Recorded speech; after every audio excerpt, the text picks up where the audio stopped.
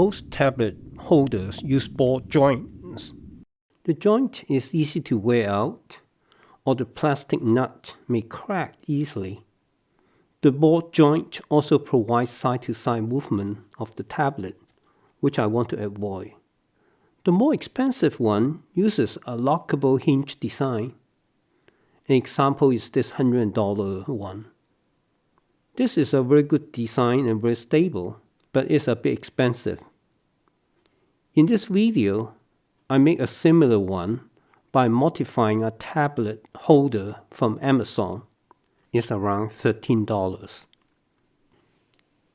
This tablet holder uses good quality plastic material with inserted metal pieces.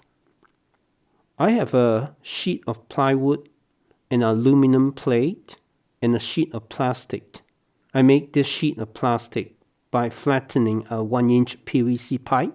I selected the plastic sheet for this project because it is thinner than the plywood and the material is easier to work with than the aluminum plate.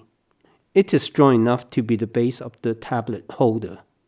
I cut the plastic sheet into this shape, which has 2 protruding sides for inserting into the arms of the remote control. This provided the extra stability when the base is attached to the arms of the remote controller.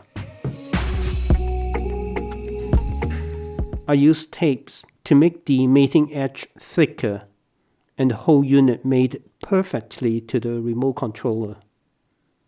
The assembled unit feels very stable and sturdy, and I don't worry about the tablet will fall off from the holder. Hope you enjoyed this video and give me a thumbs up. Don't forget to subscribe to my channel so you will not miss my next video. Thanks for watching. See you.